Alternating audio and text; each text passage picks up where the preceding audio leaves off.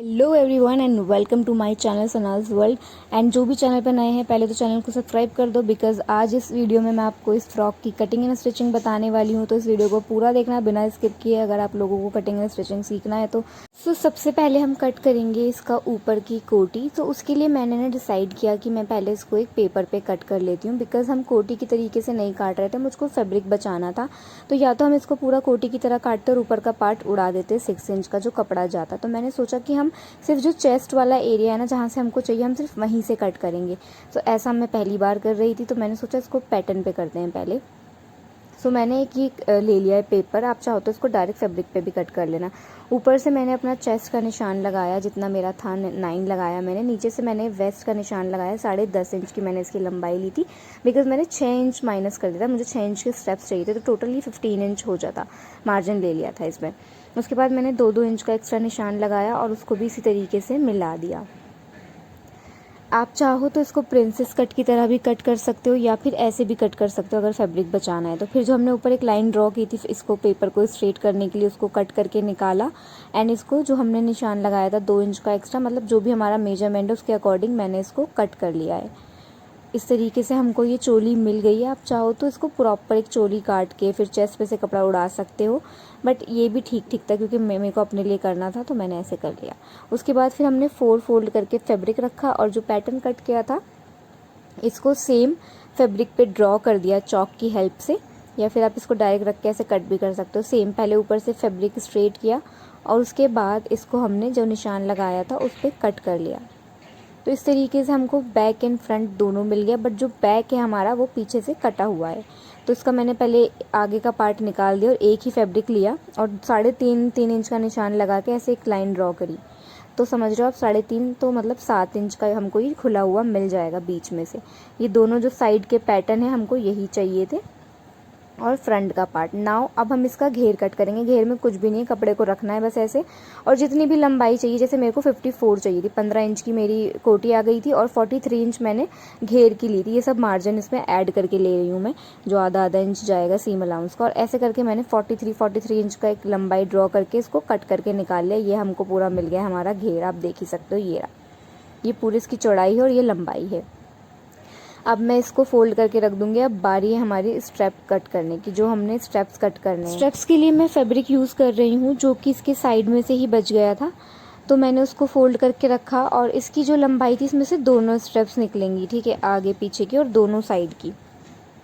तो ये पूरा फोल्ड करके रखा हुआ था, 36 इंच आ रहा था, डबल करके ये 72 इंच हो जाता है। 76 इंच की इसकी लंबाई थी। इसको मैं बीच में से आधा करके ये दोनों के लिए हो रहा था, ठीक है। उसके बाद मतलब ये डबल फोल्ड हो रखा है और ये 4 बार फोल्ड हो रखा है। तो आप समझ लो 76 का ये पूरा एक आएगा, 76 का ये पूरा एक आएगा।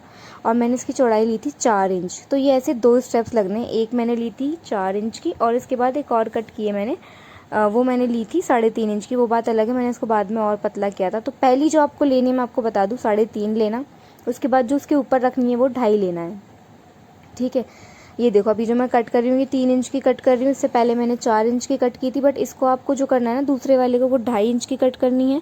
और इससे पहले वाली जो करनी है वो 3.5 इंच की करनी है, बिकॉज मैंने एक्स्ट्रा ली थी। मैंने कहा बाद में मैं पतला कर लूँगी। पतला नहीं होना चाहिए, पतला होगा तो चौड़ा नहीं होगा, चौड़ा होगा तो पतला हो जाएगा। इस तरीके से फिर मैंने ये भी निकाल लिए। आप चौड़ाई या लंबाई अपने अकॉर्डिंग, चौड़ाई इतनी ही लेना मैं बता रही हूँ, बस लंबाई आप अपने अकॉर्डिंग ले सकते हो। मैंने लंबाई कुछ ज़्यादा ही ले ली थी, आप कम भी लोगे तो भी चलेगा।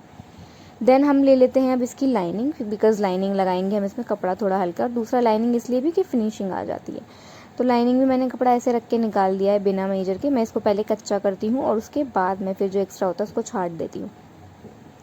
अब ये लाइनिंग हमको घेर में भी लगानी है, तो मैं सोच रही थी कि जो पचा हुआ कपड़ा है ना उसी से मैं इसके पीछे के जो पार्ट्स हैं उनकी लाइनिंग निकाल लूँ। तो वो हो गया था, जो एक्स्ट्रा बचा हुआ था मैंने इसी से बैक का पार्ट भी निकाल लिया। और इसके बाद मैंने इसको हाथ से कच्चा किया है। आप लोग अगर कोई ग्लू वगैरह यूज़ करते हो चिपकाने के लिए तो वो यूज़ कर सकते हो। मेरे लिए कन्वीनियंट होता है, मैं इसको हाथ से ही कच्चा करती हूँ। मैं जब से सिलाई कर रही हूँ मैं हाथ से ही कच्चा करती हूँ, तो मैंने इसको हाथ से कच्चा कर लिया।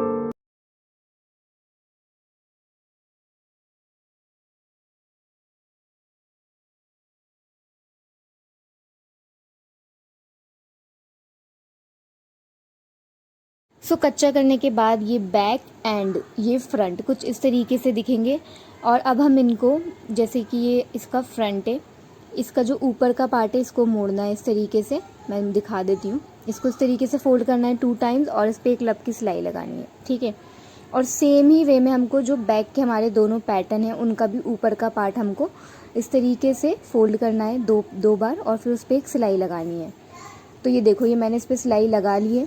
सिलाई लगाने के बाद हमको पहले इसको इस तरीके से रखना है सीधी साइड से और फिर दोनों की सीधी साइड मिलानी है और हमको अब इस पे लगाएंगे फिटिंग का निशान। तो जो भी आपका मेजरमेंट है वो आपको इस पे ऐसे निशान लगाना है। सो मैंने 1.5 इंच सीम अलाउंस छोड़ा था, सो मैं वही इसमें लगाऊंगी अपना जो भी मेरा मेजरमेंट का निशान है वो मैं इसमें यहाँ से लगा दूंगी। और सबसे पहले ये जो साइड का पार्ट बच रहा है इसको भी हम ऐसे मोड़ देंगे, ठीक है। तो इसको भी अभी मैं मोड़ के आप लोगों को दिखाती हूँ।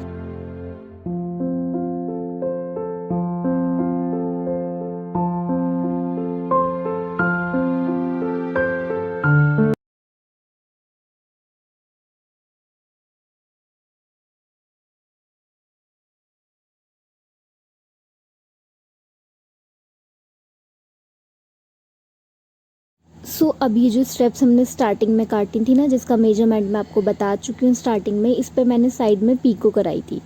पीको हो रखी थी बिकॉज मॉडल ने जो आउटफिट पहना है उसमें भी आप चाहो तो इस पर बारीक बारीक स्टिचिंग भी लगा सकते हो।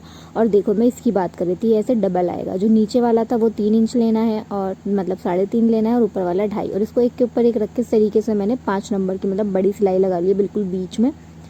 और दोनों सिलाइयों का एक धागा पकड़ना है और इस तरीके से इसको खींच के इसमें चुने डालनी है और इसको उतनी लेंथ तक कर लेना है जितना कि हमको चाहिए। तो बस इसको ऐसे एक धागा पकड़ना है, ऊपर से इसको ऐसे आगे की साइड खींचना है। मैं और क्लिप लगा रही हूँ ताकि आप लोग देख के समझ जाओ।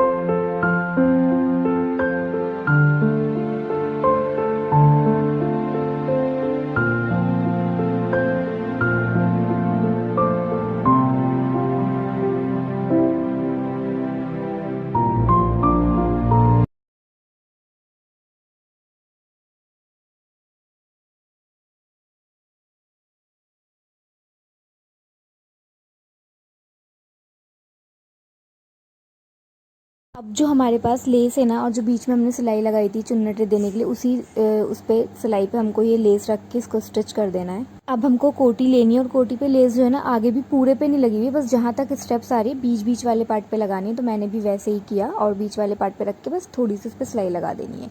एंड देन अब नीचे हम घेर लेते हैं क्योंकि कोटी हमारी बन चुकी है। स्टेप्स भी हम ऐसे राउंड उस पर लगा देंगे। घेर पे हमने जो चुन्नटें देनी है ना, 5 मतलब सबसे बड़ी वाली जो सिलाई होती है वो लगानी है। फिर वैसे ही जैसे हमने स्टेप्स में चुन्नटें दी थी, एक धागा पकड़ लेना है सिलाई का और उसको इस तरीके से खींच खींच के ऐसे रिंकल्स देनी है। और इसको तब तक हमको चुने देनी जब तक कि हमारी कमर, जैसे कि मेरी कमर 28 है तो उसका हाफ करेंगे 14।